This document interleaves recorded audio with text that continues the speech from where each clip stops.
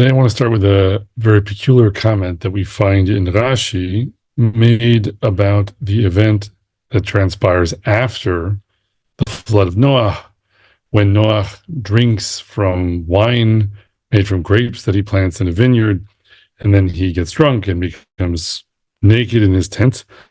And it says in the Torah, "Vayarham avi Chenan et arath aviu, vayaged lishnei achav bahutz." So Ham is the son of Noah. It says that Noah saw. It also mentions that Ham is the father of Canaan, of Canaan, of the Canaanites. And it says that he saw his father, or the nakedness of his father, and he told his brothers about it outside. And there's a statement from Masechet Sanhedrin in the Talmud that's relayed by Rashi. Yesh omrim serso, v'yesh omrim rava'o. Which means there are those who say that actually what Ham did was castrate Noah, and then there are those who say that he raped him. Now, clearly, we don't get that on its own from the pshat, from the simple statement of the text. It just says that he saw the nakedness of his father. And that, in its own right, might be considered problematic, but I think one of the things that Chazal are reacting to is the harshness of the statement that Noah comes up with when he wakes up, where he curses Canaan as a result of what Ham did. It maybe seems disproportionate. If there was some kind of mistake, he walks into the tent, he sees something maybe he shouldn't see, that's not appropriate for him to see, he goes and tells someone about it, fine. But to curse his son because of that, right? Oh, Canaan is what Noah says. Does that really make sense? But all that really does is beg the question, why are these the things that we impute to that situation? Okay, so he saw the nakedness of his father. Why are there two options? Why not just say, if you're just trying to increase the magnitude of the offense, say he castrated him. Like, why does it matter? Clearly, Chazal are really pointing at something more specific than that. And really, perhaps even unrelated to the issue that we raised, it may not really be about proportion at all. Very often in midrashim like this, or in kind of agedata, in some kind of commentary on the narrative, what Chazal are trying to do is point us to other places in Tanakh that are really connected with this, where we're supposed to learn something by comparing these passages side by side. And I think this is an instance of that. And then the question is, where in the text are they getting that from? So I'd argue maybe they're getting it from the next pasuk, which is Waykach Shem wa Yafet. The other two sons of Noah are Shem and Yafet. So they took Waykach Shem wa Yafet et Nasimla Wayasimu al Shem Shnehem Wayelchu Ahonith Wayechesu et Arvat Avihem Ufnehem Ahonith Warvat Avihem Lo Ra'u. So they took a gown of some kind and they put it on their shoulders, or on the backs of their shoulders, the Shem, the word is, and they walked backwards and placed it on him without looking. So that on its own, we might not make much of, but it is interesting that this is the first mention in the Torah of the word Shem, because Shem doesn't remain merely a word for back of your shoulder or whatever it is meaning in this context. It's also the name of a city that is conquered, or really sacked, by Shimon and Levi, the sons of Yaakov, after the kidnapping and rape of their sister Dena by the selfsame prince Shem of the city of Shem, who's the son of King Hamor, whose name means donkey or jackass. So the Torah clearly wants to kind of poke fun at him. And we'll get back to the meaning of that name in due course. That at least is enough of a hint to start pulling on the thread and say, okay, so how could the fact that the word Shem appears in the next verse, as far as Chazal are concerned, be the explanation for why it is that somehow they're getting from the fact that Ham saw the nakedness of Noah, that there was some need to attribute castration and rape, these horrible, violent sexual crimes, to what seems in the text to be something more mild, like seeing the nakedness of his father, which obviously, again, isn't appropriate, but it's not the same thing as what Chazal are accusing Chama of. And it's interesting if you take those two options together and you're looking at the word Shem, and Shem makes you think of Dena, at least you start to say, okay, well, here we have the claimed rape of Noach by Ham, and in Shem, we have the rape of Dena by Shem. But the mention of castration is interesting in that light because castration, obviously, because it's about removal of the male sexual organ, would make Noach more like a woman, right? So castration and rape together, this is a gruesome kind of calculation to be making, but castration and rape together in this text, they turn Noach into a woman who is being violated, so to speak, right? In terms of imagery involved. And Shem is about, if we talk about Shem as a story, it's about a woman who is being violated. And so you might get, just from this comment of Chazal, the idea that in the end, this is a cryptic statement, could mean many things, could be pointing at other things. We can't do all of that in one sitting.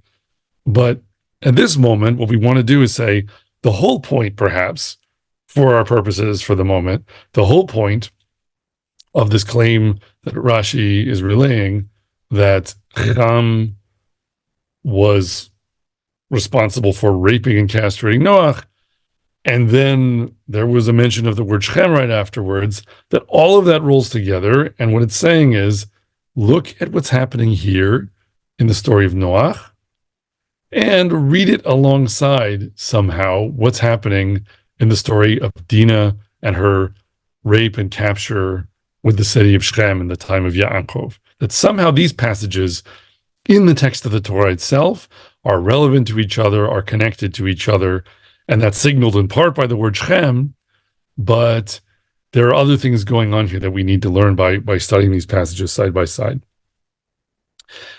And rather than build it up detail by detail, first, what I want to tell you is the thesis or the claim I'm going to want to make, and then we can talk about some of the details that seem to align with that. And that is that I think in the comparison of these texts, there is a hidden commentary about the encounter between the budding Israelite ideology or, let's say, national and religious culture and Hellenistic culture, Greek culture, the culture of the ancient Greeks.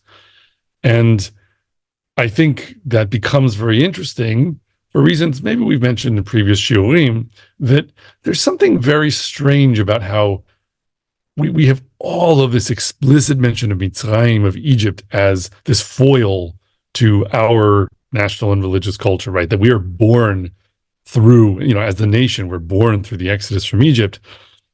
And if you look on the Mediterranean, Greece is not that much further away. The ancient Greeks were mariners.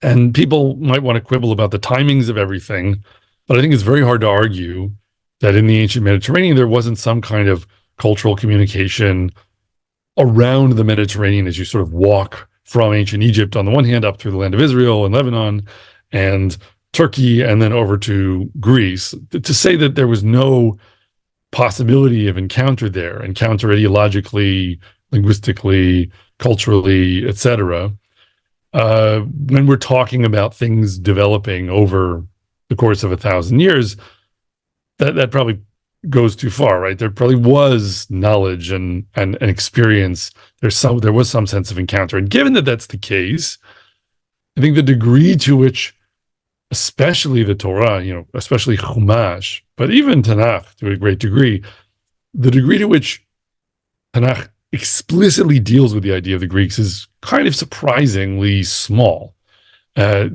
Greek culture, perhaps you might argue, wasn't yet at the peak of its flourishing in the era where we think more in terms of ancient Egypt and the birth of Am Yisrael more than 3,000 years ago. But Greek culture that reached the peak of its flourishing had origins in a more ancient culture, and that had its mythology, that had its the seeds of its ideology, and that ended up giving rise ultimately to a society that was responsible for all of this achievement in science and achievement in aesthetics and all of these things. And the reason that's important, I think, is because ultimately Hellenism became perhaps the most difficult ideological competitor to Judaic culture, especially in the ancient period, right? Where the whole story with Hanukkah and everything else is about how we almost kind of went over the waterfall into just becoming a Hellenized people and forgetting about who we were, forgetting the Torah. And that had to really be brought back by the Maccabees as a kind of resistant minority to the trend of Hellenization that happened in the period following the Alexandrian conquest. And so ultimately, Greek culture was very tempting for Jews. Why? Because there are a lot of things that Am Yisrael rightly value that the Greek system got right. That we do care about technology, we do care about wisdom, thinking deeply about the nature of the world, the nature of the human condition, and we are attracted to intellectual depth. That's something that certainly the tradition of Talmud Torah cultivated in the entire nation from very early on in the nation's existence. Mass literacy, mass familiarity with a deep tradition, engagement with texts, reading them closely, making arguments about what they mean, right? And Greek culture was different than Judaic culture, but it had within it the idea of deification of wisdom, and wisdom for its own sake, knowledge for its own sake, and to the degree that that's the case, especially if you're talking about like Athenian Hellenistic culture, that's something that we have to grapple with as a people, because it provides a tremendous temptation to us at some level. One could be tempted into thinking maybe that if you really are wise enough, or you really are sincere and rigorous enough in the way that you pursue knowledge for its own sake, that maybe that's the same thing as seeking to serve Hashem properly, right? And there are various texts in Tanakh that even kind of examine this idea, right? We have Kohelet, Ecclesiastes, and we have many sayings in Sefer Mishlei, the book of Proverbs, that in one way or another seem to engage with this issue. So if we're talking about the encounter with Greek culture, there's something a little odd about not talking about it very much in the same way that we talk a lot about Mitzrayim. There is mention of Greece, right? We have the idea that Yafet was one of the sons of Noah, and among the descendants of Yafet, we have Yawan, or what we still have today, the Ionian Sea, right? In Greece, Yawan is the Torah's word for the Greeks, and the idea, therefore, is that Yafet is the progenitor, among other things, of the various seafaring peoples of the Mediterranean, and in particular the Greeks. So it's not like the Greeks get no mention at all, but although at the time of Shem, Ham, and Yafet, there is this notion of Yafet having this kind of value, this attraction. There is maybe even kind of a reference to the idea of the allure or the potential positive value of Greek culture, right? Because Noach says, "Vayomer Baruch Adonai Elohei Shem, vayehi Chanaan Eved lamo." So blessed is the God, or Hashem, the God of Shem, and let Canaan be a servant to him. Yaft Elohim leyefeth, Wishkon be'ole Shem, vayehi Canaan Eved lamo. So Yafet is supposed to dwell in the tents of Shem, Wishkon, and dwelling in the language of Mishkan, in the tent of Shem, but a tent with a dwelling with a verb of Vaishkon, like Mishkan. It starts to sound like Ohel Moed, and the Mishkan, it sounds like Arabayit, it sounds like the temple, it sounds like the Mikdash, right? So there's this acknowledgement that there's a role for Yafet, whose name even connotes beauty, in the tents of Shem, as though in the context, perhaps, of in the temple serving Hashem according to his Torah, we do want all of that Greek wisdom and all of that Greek taste in what is beautiful to be properly applied in our service of Hashem, right? And in our, making the best mikdash that we can make. So there is a much more positive potential recognized in Yafet than there is in Ham, through perhaps what, among other things, Greek culture can offer. And yet, clearly, ultimately, as we see with the Maccabim, Greek culture doesn't simply just become a sort of equal partner in the business. It can also be an enemy of Torah and of the continuation of the tradition of Am Yisrael and the Torah we have from Sinai. So it isn't simple enough as just saying, oh yeah, like they're going about the same thing in a slightly different language, but it's all one.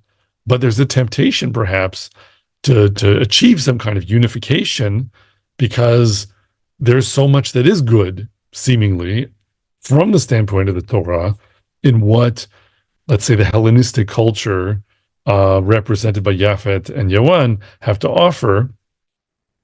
And then we have to kind of sort out how to resolve that. And I think for our text today, talking about the rape and castration of Noach, why Chazal are making this up, and what are they referencing, what are they pointing to? It tells us to go look at the story of Dena and see if we can connect it somehow to Shem and Yafet being a pair who are kind of behaving better together than what we see from Ham. And there, I think, once we know that we're supposed to be thinking about the Greeks, if that's the claim, if that's the proposal, then what we start to notice is, all right, look at the structure of the story of Dena. So you have a king and his son sees some beautiful maiden that belongs to another nation and falls in love with her. It even says that about Shem, not just that he raped her, but that there was some sense in which he was trying to speak to her heart, that he had fallen in love with her and he had an attachment to her. So there's this notion of falling in love with the daughter of the leader of another nation, in this case, a kind of proto-nation, the tribe of Yaakov and his sons, and taking her captive for himself. And then the nation from which this daughter, this princess, let's say, has been, kidnapped and taken, they engage in a kind of subterfuge, right? Because what Shimon and Levi do is they say, okay, yeah, we'll actually intermarry with you. We think it's fine for us to become one nation, which is representing the idea of the possibility of unifying Yaakov with something which we'll eventually want to argue. But the subterfuge they engage in is, they say, we, in order to marry together with you and become one nation, we require that you perform Brit Milah. You have to circumcise yourselves. And the nation, or the city of Shem, agrees to do that. And once they do it, they're injured. And while they're recuperating, Shimon and Levi come through the city and sack it and kill seemingly quite indiscriminately. And then Shem becomes a holding of Yaakov's tribe, because essentially the Canaanim that were living there have been overrun and taken over and conquered and expelled and killed off and everything else. So if we now look at that whole narrative structure, we can say, where have we heard of that before, right? The king's son takes the daughter of another leader of another nation captive because he's in love with her. And then there's a war that leads to the sacking of the city. And the sacking of the city is precipitated by a kind of subterfuge about religious symbolism, where the city takes upon itself, or within itself, some kind of symbol that was given to it by the enemy, that makes it vulnerable, and that's what enables the city to be sacked. Right. So I am generally very reluctant to talk about too much about Greek mythology and things like that, because I don't trust myself to know well enough whether really, according to the Torah, it's permissible to talk about the names of all their gods, because perhaps our job is to try to make sure that we forget those gods, and certainly not that we call upon them and invoke them because there are mitzvot in the Torah that pertain to that specifically.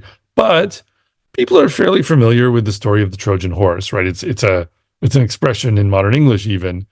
And the story of the Trojan horse, again, is that you have the king of Troy, and he has a son, and the son falls in love with a queen of a Greek kingdom and takes her captive, and then a war is waged against the city of Troy, and the city of Troy is ultimately sacked because this wooden horse with soldiers hiding inside is built and taken inside the city. And so then the soldiers can come out and sack the city, right? That's a famous story. It's an ancient story, a story that is kind of one of the founding stories of Greek culture, otherwise known as Hellenistic culture. And Hellenism, obviously, referring to Greece. Well, Helen also happens to be in that story, the name of the queen, the beautiful woman who is taken by the prince for himself. So when we lay these, what the Torah is doing here, side by side with this narrative cassette that we encounter in the Greek context in the story of the Trojan horse, we see a lot of resemblance, right? I think much more resemblance than you can argue is by chance. The Torah, at some level, is aware of this narrative and is presenting its own version of it. It is taking the life and times of Yaakov Avinu and emphasizing for you how his life had a structure and form that paralleled the narrative that we encounter in the context of Greek culture. But the details, as whenever this happens in the Torah, the details are always different in ways that make the Torah's lesson specific to what Avdei Hashem have to actually learn about how to serve Hashem, right? So it's not irrelevant that we have Brit Milah instead of a wooden horse, and that this isn't ultimately about some kind of a game played by the gods where love drives people mad and causes them to, make foolish decisions, but rather that it's much more a kind of discussion about the possibility of intermarriage between these societies and whether they really can become one nation. And that's on the table in a way that isn't really at the forefront. If you're reading the Iliad, for example, they're just at war. And there's a question of who's going to win the war, right? But there isn't nearly as much of a sense of, is there a kind of a marriage being proposed here, and can that marriage be acceptable to the people of Hashem? So it means something different in the context of the Torah, in the context of our nation, and we can talk a bit about what it means in a second. But I'll just note as a last detail, or a few last details, I guess, that there's more just in the names of things that you can build out that structure the connection between, on the one hand, Noach, and on the other hand, what's going on here in Shem. First of all, because there are just a lot of plays on words. Like the king of Shem is named Hamor, and his name means donkey, right? So there actually is a horse in the story, so to speak, right? Like the story is winking at you that much and saying, like, in a way that's kind of almost a joke, look, we've got a horse too in this story, but he's over here.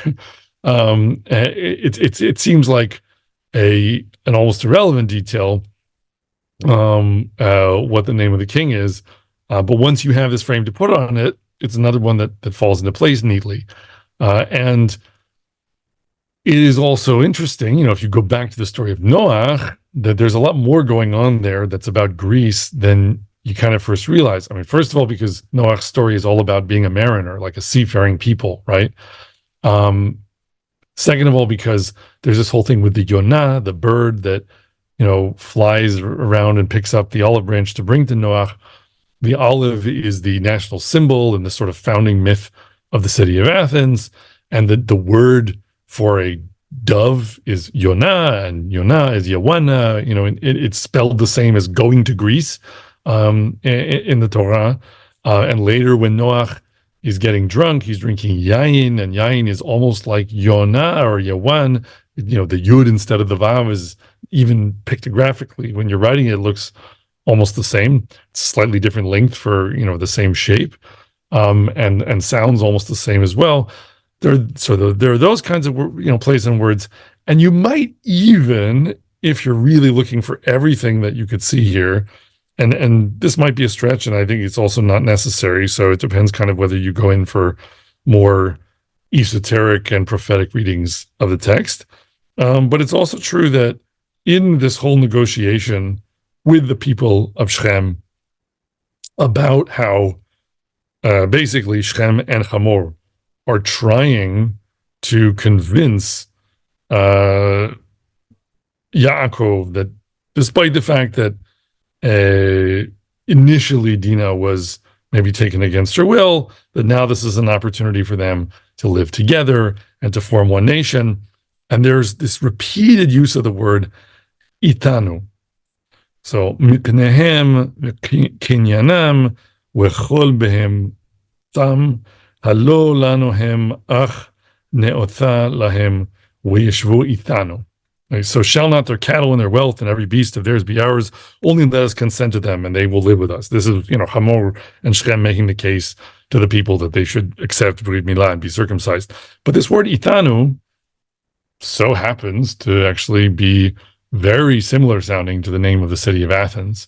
And you can take that or leave it. We have actually elsewhere argued that the Torah is aware of let's say either the name of the city of Athens or the Greek deification of wisdom for which the city of Athens is named, or vice versa, because of other references that are these kind of plays on words that have to do with the use of wisdom and the creating of the temple. When the last time we talked about Yafet and beauty and wisdom and the connection to the creating the temple. So there is a pretty elaborate structure of these kind of plays on words in the Torah if you're looking for it. But I don't think we have to really build it up from plays on words if you don't want to. I think if we just look at narrative structure and maybe, the meaning of the name Hamor, it starts to click together that the Torah wants, if we are aware of the story of the Trojan horse, to say, okay, look, we know here what the story of the Trojan horse is, and we're going to make a commentary here, and it's going to be connected back through this midrash or this comment by Chazal. You say, look back at the first use of the word Shem, look at, Noach, Shem, Ham, and Yafet, and ask yourself, what's going on there? Why look at one of these passages in light of the other? And I think that there may be, a few things to say there. One is that just the whole idea of whether you bear witness to the nakedness of your father, or whether you kind of refuse to see it and cover it up without looking. There's an interesting aspect there because it is evocative of the thing we're talking about a little bit, which is that maybe there is a more substantial encounter between what becomes Yaakov, right? Which maybe in that generation is represented by Shem, and Greece or Yafet in that generation. There's a more significant encounter that happens at the beginning of things, but which somehow is a secret, which somehow shouldn't be talked about. Like that the father represents the generation that comes before. And you could take the approach of saying, oh, you should gaze at the nakedness of your father. That means that there's nothing that's secret to you in where you came from and what happened at the beginning.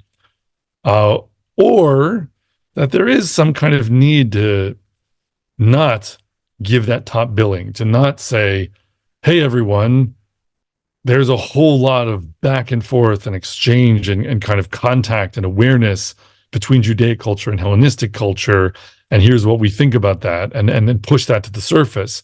That instead that there's something where there's a desire to be sort of more modest and more restrained and say, don't look at the nakedness of your father, or don't, or at least don't do that, in the way that Ham does, where there's this kind of voyeurism and trumpeting to the world, like, look at what I've found, that's associated with it. And so to some degree, you could just say that on the Noach, Yafet, Ham, and Shem's side of things, that it's making a comment on the story of Dena and saying there is some notion of, if you really uncovered the nakedness of the past, so to speak, that there would be a lot more to see than you are aware of by reading this text, about Shem and Yafet, so to speak, being together, and having some kind of connection to each other, and that's being represented by this idea of, their participation covering up the nakedness of Noach, that there's something hidden about the encounter between what became Judaic and what became Hellenic culture.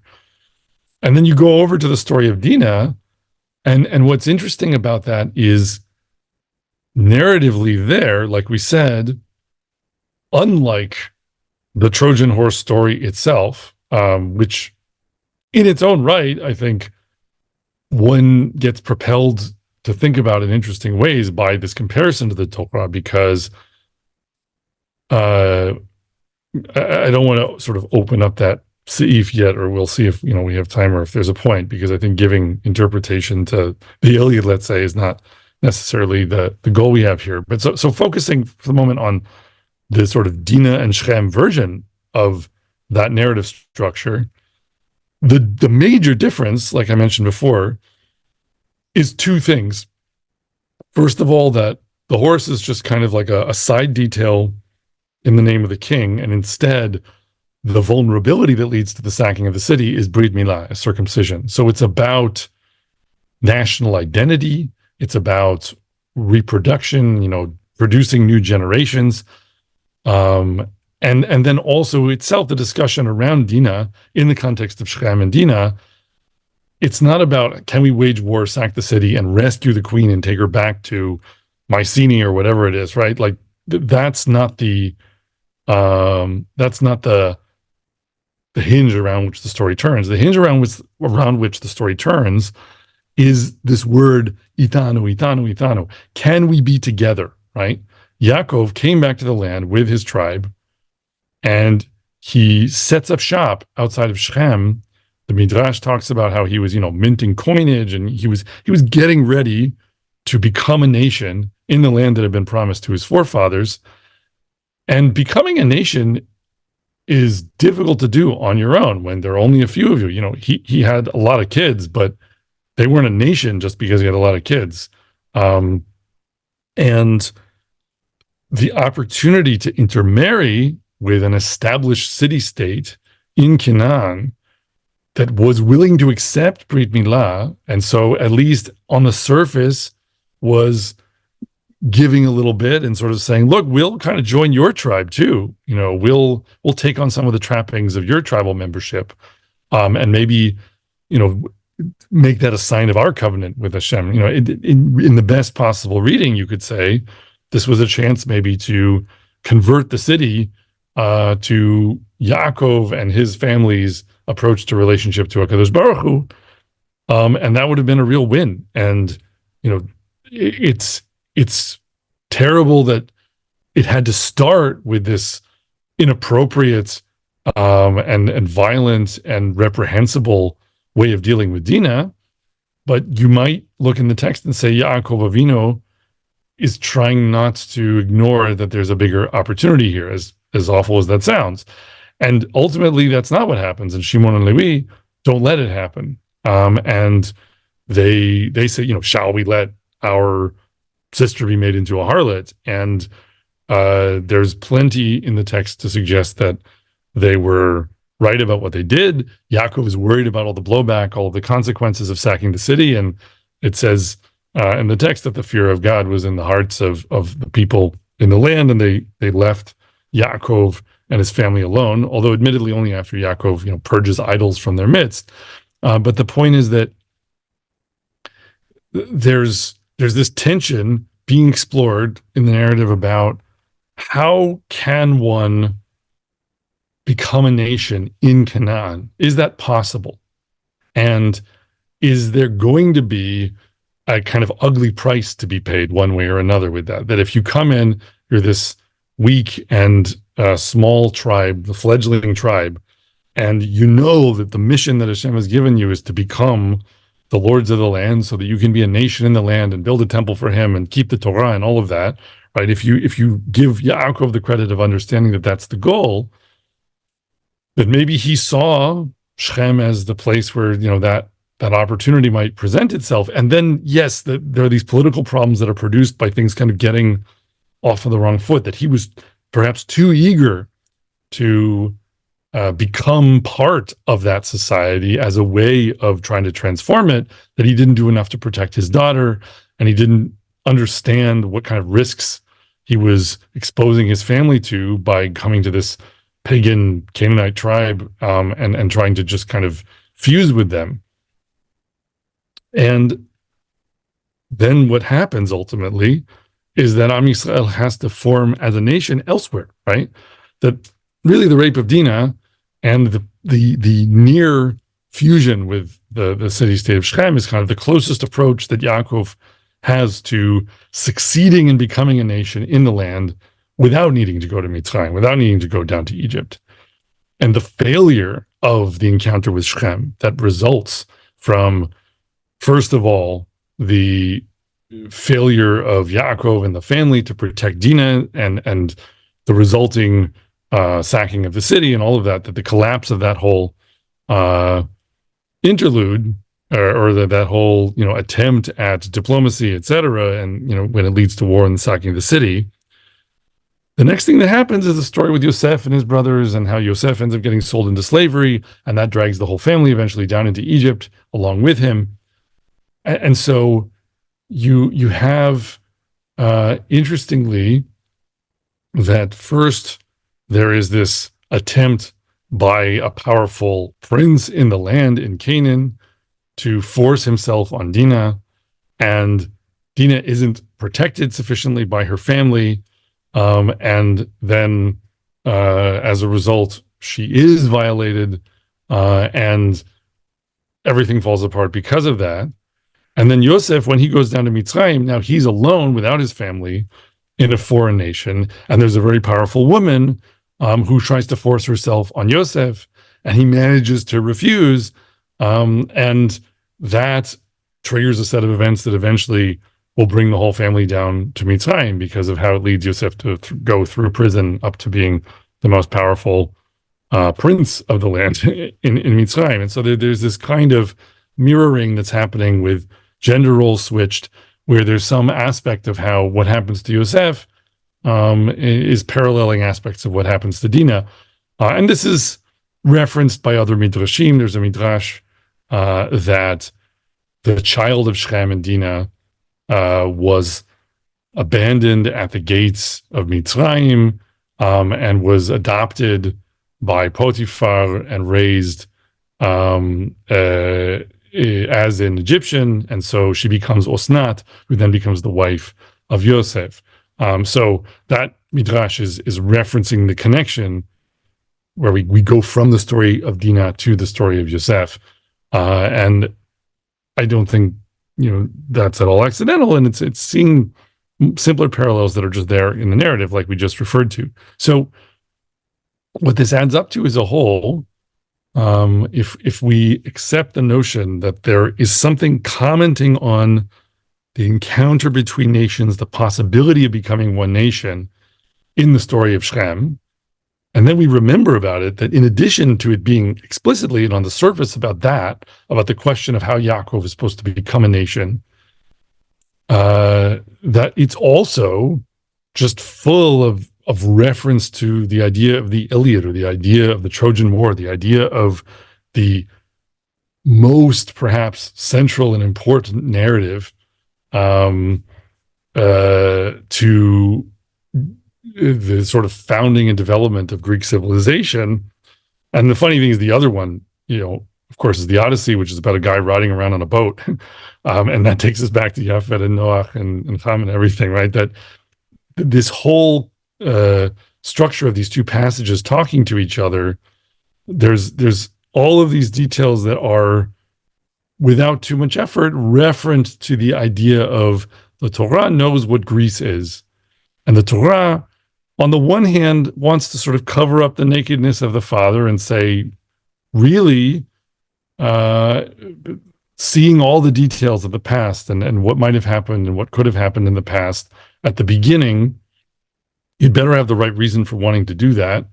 Because if you're Ham and you, so to speak, have the wrong reason, then that can just, be a curse to you.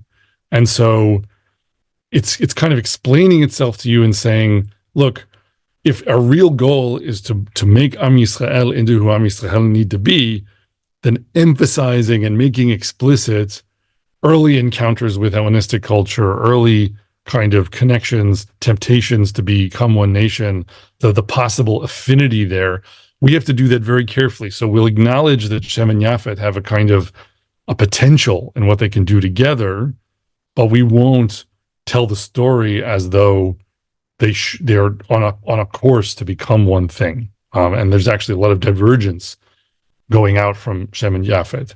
And it takes a long time to, get things back together in any sense. And so that's what we have, in the time of Noach, so to speak. And looking at Dena, then we have this comment about, what is the price of becoming a nation, and what would have been the kind of temptation in the encounter with Hellenism. And I think part of the argument maybe is that when you're someone like Yaakov, so to speak, when the Judaic ideology is getting going, in its first moments, and it's still about being a fledgling tribe that's, very weak and very small, one of the things that was well developed, from an early stage in Hellenistic culture was an understanding of, war and politics. And you need to have an understanding of war and politics, and you need to have a lot of wisdom in order for your society to flourish. And there would be a great temptation to say, look, in order for us to become the nation we need to be, we essentially need to Hellenize enough to do that. And that maybe an early opportunity of some kind, whether with Greeks or with, people with a similar enough kind of set of advantages to the culture that they offered, that temptation presented itself. And what the Torah is showing us somehow is that there was some kind of near approach to that had to fail at some level, because ultimately what HaKadosh Baruch Hu wants is not for us to become a nation by setting the goal of achieving nationhood and deciding on the kind of compromises that are necessary in order to kind of gain payment of all the sort of political and military and scientific benefits of fusing with a culture that brings those things to the table, right? The rape of Dena ultimately is not an acceptable price, that there's some kind of moral degradation and estrangement from HaKadosh Baruch Hu, some cheapening of the Brit with him, the Brit Milah, and, defilement when we look at it at the level of the daughters of Yaakov, of what happens to Dena, that there's some sense in which the quick start version of becoming a nation by fusing with Shem, or by, if you want to think of it in those terms, just being Hellenistic enough to be a successful nation that also has Torah under its shoulder, that is not the way that HaKadosh Baruch Hu ultimately found acceptable. Or at least you could say, there's always this question of what you take for given and what you say is kind of up to us, because Hashem wrote the whole story, but the story has implications about, what could have happened if we chose differently. So you might argue, maybe if Yaakov and the brothers and Dena had all behaved differently, that they could have merited to become a nation sooner and, through less misery, and, without some kind of need for slavery in Mitzrayim. But in another sense, the mistakes that they made demonstrate the treacherousness or the impracticality, ultimately, of the quick start version of becoming a nation. Because if you want to become the kind of nation that HaKadosh Baruch Hu wants to be his people, then doing so by being a nation of slaves in Egypt may be such an essential ingredient that you can't really skip over it. And Yaakov may have, in some sense, been trying to skip over it, and so you could say, at some level, that enterprise was going to fail for one reason or another. But in any case, I think we end up learning that the Torah actually reflects a very subtle understanding of what is there in the background in the sort of potential encounter between Judaic and Hellenic ideology. And it both sees the positive potential in that encounter as represented by the possibility that Yafet can contribute ultimately to the sort of wisdom and beauty in the tents of Shem, in the Mishkan, in the Mikdash, in the tabernacle and the temple, but that at the same time, there's also an understanding that we don't ultimately read the Iliad. We read the Torah and we read about Dena and Shem, and we are ultimately not going to be able to accept a marriage to Hellenism that requires of us that we accept that our daughter or our sister should be made a harlot, or that requires of us that we turn Brit Milah into just kind of like a bargaining chip in order to, get down to business with a nation that has kind of useful political and military and economic tools that we feel we need in order to become a nation. And that ultimately, therefore, is also still a lesson for us today, because we have come back to the land again in the same way that Yaakov did, but obviously much more numerously and with a fuller Torah to guide us. But we have some of the same decisions to make about, are we going to succeed being a nation in the land by essentially having enough openness to fusion with foreign cultures that we provide ourselves with all the means we think we need in order to survive? Or are we going to say, no, we have to do this the right way in order to make it worth it, and then we'll have Hashem with us, and then we can succeed? And that's not a simple choice, right? The Torah is showing that even someone such as Yaakov Avinu could find it complicated to decide, where to draw the line. And so I think those who would say, oh, it's easy, the choice is easy, just go with Hashem, go with the Torah. We don't need fighter jets. We don't need cyber warfare. In fact, we don't even need guns. We don't need bullets. In fact, we don't even need to know how to smelt metal other than to make the Mikdash. We'll plow the fields and grow the grain. But who needs swords, because we have miracles, right? Like at a certain point, it starts to be the case that you have a game plan where you're going to be relying on miracles constantly, because there's no way of defending your country without having the kind of capacity for defending yourself and showing strength to your neighbors and everything else that are made possible by technology and by certain kinds of wisdom, etc. And yet, on the other hand, the moment you start saying, well, in order to do this, we need to have a lot of wisdom, we need to have a lot of good relationships with foreign powers. And maybe in order to have those relationships so that we can be wealthy and prosperous and knowledgeable and technically sophisticated, maybe we also need to show some kind of fealty to their gods. And once you go down that slippery slope, then you're in the wrong place as well. So in the present day, Am Yisrael, and the state of Israel, in modern terms, certainly struggle with the question of how to strike the balance in our relationships with foreign powers and their foreign gods, on the one hand, and the opportunities that openness to the world presents, or the opportunities that openness to the world presents to us in terms of